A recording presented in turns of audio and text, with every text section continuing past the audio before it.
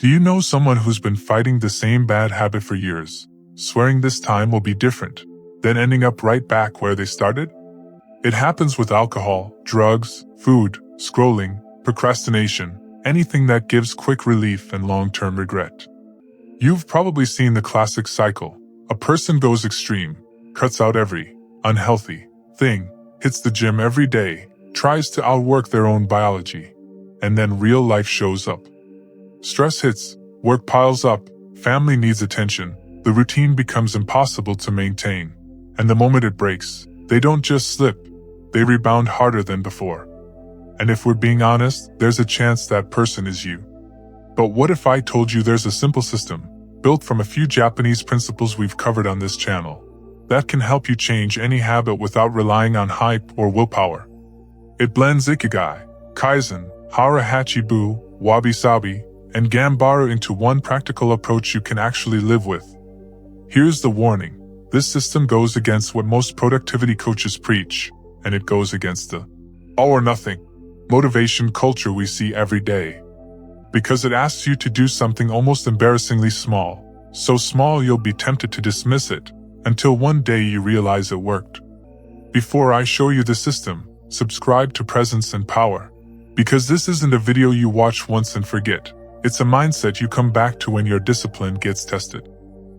Chapter 1. The day she realized she was missing her own life. Ava was 31. Smart. Capable. The kind of person people described as full of potential. And she hated that phrase. Because potential is what people call you when you haven't become anything yet. She worked a decent job, remote, stable, flexible hours. On paper, she had freedom. In reality, she had a cage with invisible bars. Every morning she woke up with 2 lives in her head. Life number 1. The disciplined version. The version that wakes up, drinks water, stretches, writes for 30 minutes, does focused work, takes a walk, calls her mom, reads a book, sleeps early. Life number 2. The real version. She opened her phone. Just for a minute. News. Messages. Short videos. Comments. More videos. More. Just one more. Then she'd look up and realize 45 minutes had vanished.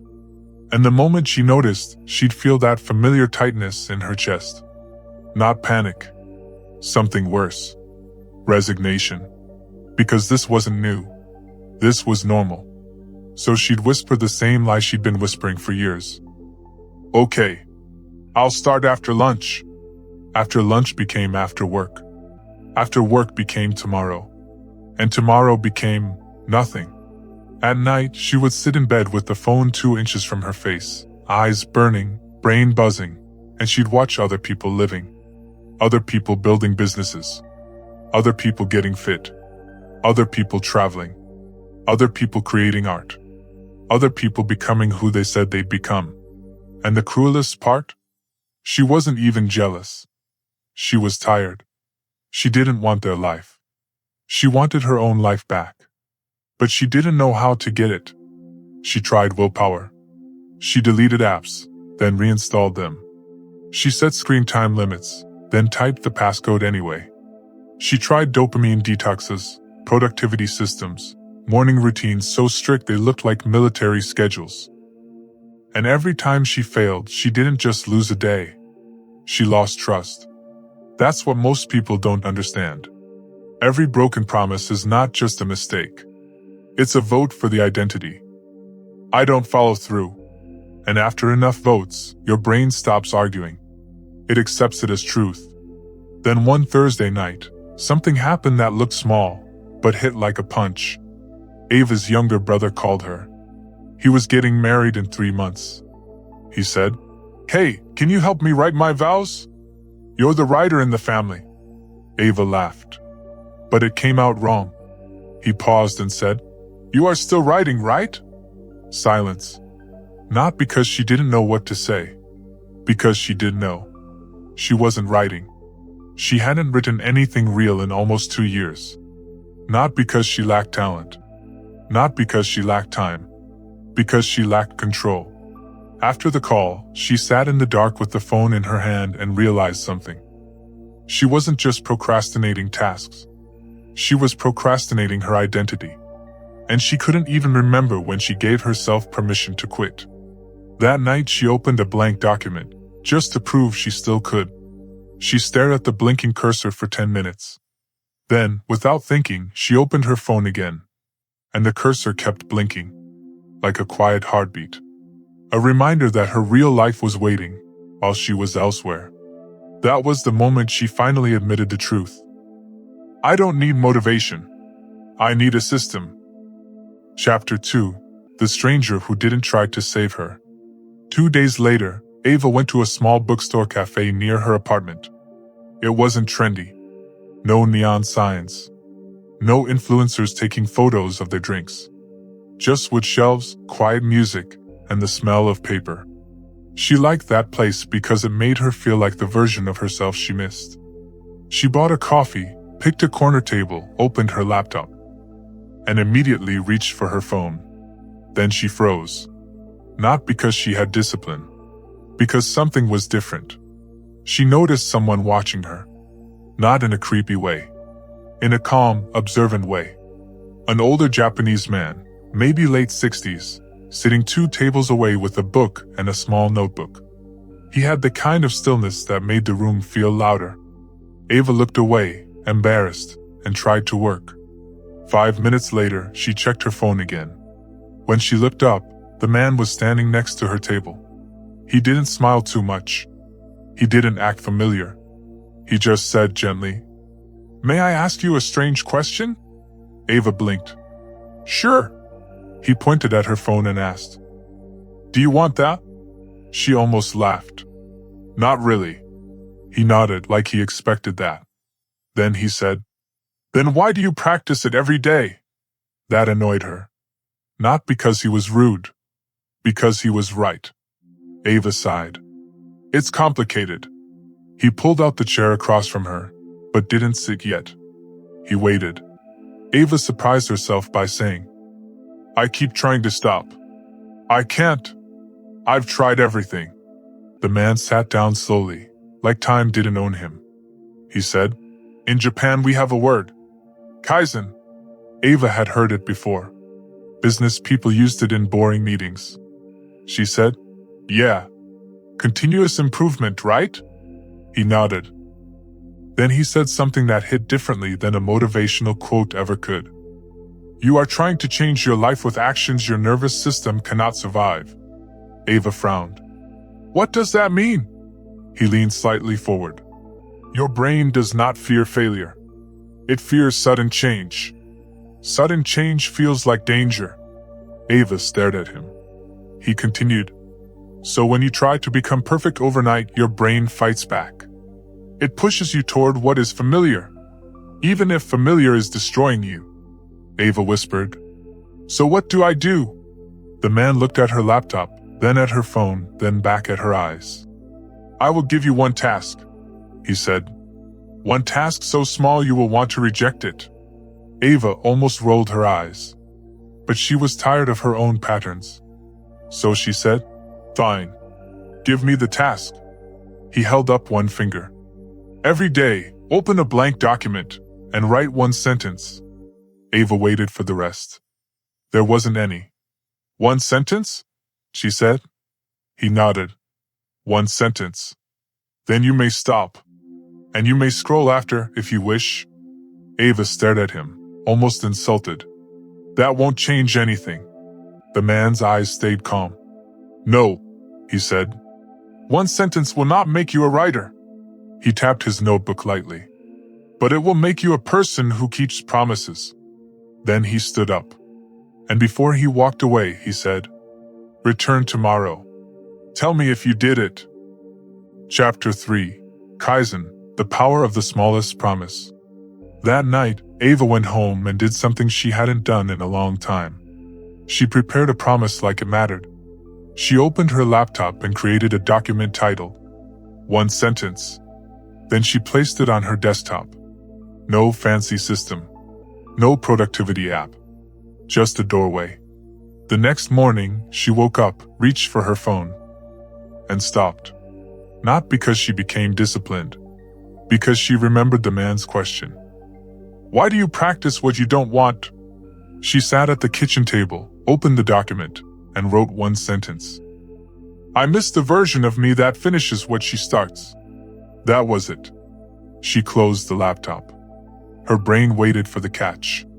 The guilt. The pressure. But something strange happened. She felt lighter. Not inspired. Just clean. Like she had washed one dish after weeks of letting the sink overflow. The next day, she wrote another sentence. Day 3, another sentence. Day 6, she almost forgot. She was already scrolling when she remembered. And what surprised her wasn't that she caught herself. It was this thought. I don't want to break the streak. Not the streak of writing. The streak of trust.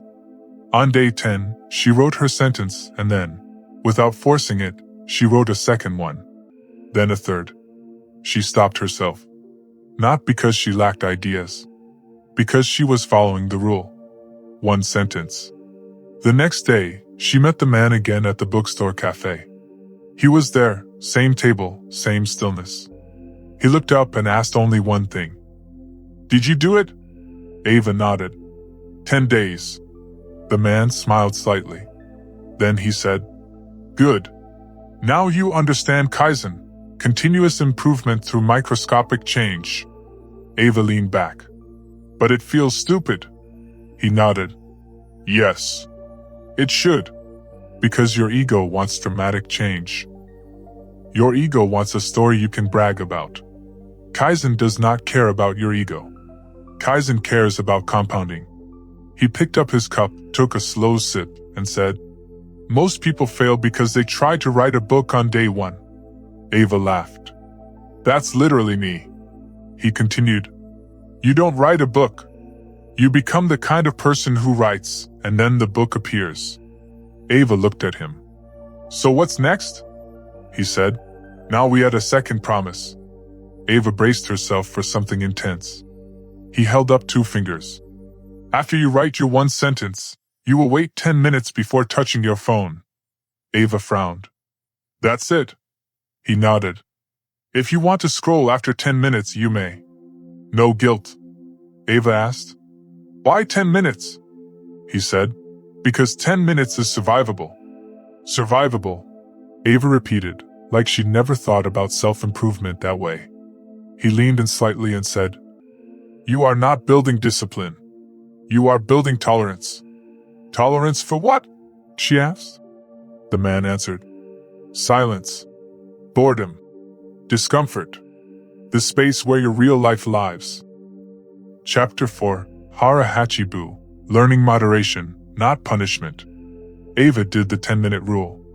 And at first, it was brutal. Those 10 minutes felt like standing in the rain without moving. Her fingers twitched. Her mind bargained. Just check one thing. Just one message. You'll work better if you relax first. But she didn't fight the urge like an enemy. She treated it like weather. It's here. It's uncomfortable. It will pass. And slowly, something changed. By the time 10 minutes ended, the urge wasn't always gone. But it was weaker. And in that weakness, Ava discovered something she hadn't felt in years. Choice.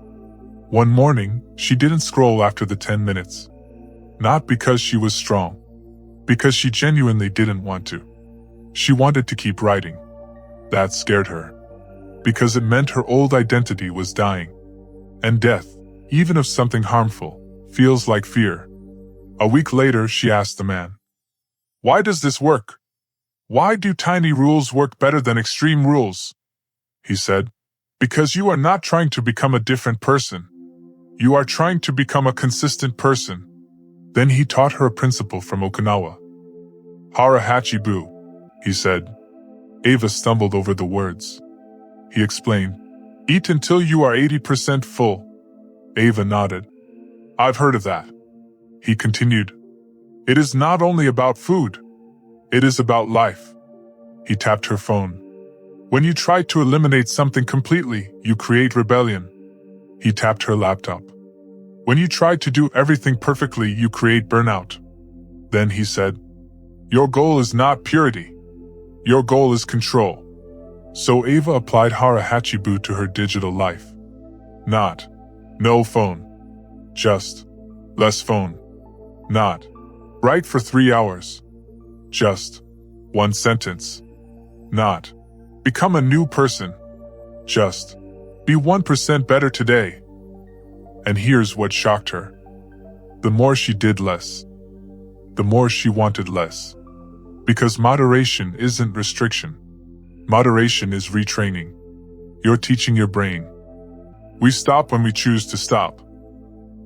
Chapter 5, Wabi-Sabi, the relapse that almost erased everything. Then came the fall. Ava had a stressful week. Deadlines, family drama, poor sleep. And one night she said, just tonight, I deserve to turn my brain off. She scrolled for hours. Not fun scrolling. Numb scrolling. When she finally looked at the clock, it was 2:11 a.m. Her stomach dropped. The old voice returned immediately. There you go again. You're back to who you really are. She woke up the next morning and didn't write her sentence. The streak was broken. Not the streak of writing. The streak of trust. All day she felt the heaviness of defeat. Then she remembered the man said, return tomorrow. Tell me if you did it. So she went to the bookstore anyway, even though she felt like a fraud. The man was there. He didn't ask about her streak. He didn't ask about her failure. He looked at her and asked, did you write today? Ava lowered her eyes. No. The man nodded slowly. Then he said, good. Now we practice Wabi-Sabi. Ava frowned. What's that? He said, it is the acceptance of imperfection. Nothing is permanent, nothing is perfect, and nothing is complete. Ava swallowed. He continued, you think you failed because you broke a rule? He shook his head. You failed only if you stop returning. He leaned forward slightly. One imperfect night does not erase 10 days of discipline. Ava's eyes stung, because she realized she had been living under a brutal, childish rule. If I can't be perfect, I quit. And the man was offering her a new rule. If I stumble, I return. He asked her, what is Kaizen on a bad day? Ava didn't know. He answered, Kaizen on a bad day is the smallest action that keeps the identity alive. Then he said, go home. Write 1 sentence. Even if it is ugly. Even if it is angry. Even if it is only, I returned. Chapter 6, Gambaru, the art of enduring, not performing. I returned. And she felt something shift. Not motivation. Not confidence. Something quieter. Stability. Because she finally understood what discipline actually is. Discipline is not intensity. Discipline is the ability to endure the boring, the uncomfortable, the imperfect, without creating a dramatic story about it. The next day, she asked the man, so what's the final piece? He said, Gambaru. He explained, perseverance, the ability to endure even when it is difficult. Ava nodded slowly. He continued, you are not trying to impress yourself. You are trying to outlast your old patterns. Then he gave her a rule that changed everything. On your worst days, do the minimum. Ava blinked. The minimum? He nodded. Yes. The minimum is sacred. He explained it like this. If you only write 1 sentence on your worst day, you are still a writer. If you only wait 1 minute before scrolling, you are still disciplined. If you only do 1 small act of control, you keep the identity alive. He looked at her and said, most people fail because they treat a hard day like a verdict. Ava whispered. Guilty. He said. A hard day is not a verdict. It is weather. Chapter 7, The Real Transformation. 3 months later, Ava didn't magically become a productivity machine. But she became something rarer. Predictable. Reliable. She wrote every day. Not pages. Not chapters. Some days it was 1 sentence. Some days it was a full hour. But she stopped measuring success by volume. She measured success by identity. She also noticed something strange. The phone didn't have the same grip. It wasn't that she never scrolled. It's that she no longer disappeared inside it. Because she had something else now. A purpose pulling her forward. And that's when the man finally named the thing that had been missing from her life. Ikigai, your reason for being, he told her. You don't quit bad habits by hating them. You outgrow them by building a life you don't want to escape from. Ending plus challenge plus subscribe plus link 29:30 end. Now let me ask you something, honestly. What's the habit you keep meaning to change? The one you swear you'll fix next week. The one you've been dragging behind you for years. Here's your challenge, the presence and power challenge. Pick one change. The smallest one you can possibly choose. So small your ego feels offended. 1 sentence. 1 minute of silence. 1 glass of water. 5 push-ups. 10 minutes before you touch the phone. Do it for 14 days. No extra rules. No dramatic overhaul. Just one promise, kept daily. Because the goal isn't the habit. The goal is proof. Proof that you can trust yourself again. If this video helped you, subscribe to Presence and Power. Because we're building people who don't just feel motivated. We build people who follow through. And if you want the next step after this video, open the first link in the description. Use it as your anchor for the next 14 days. Comment below with your smallest change, the one you're starting tomorrow morning. Be present. Walk with honor. Follow the path.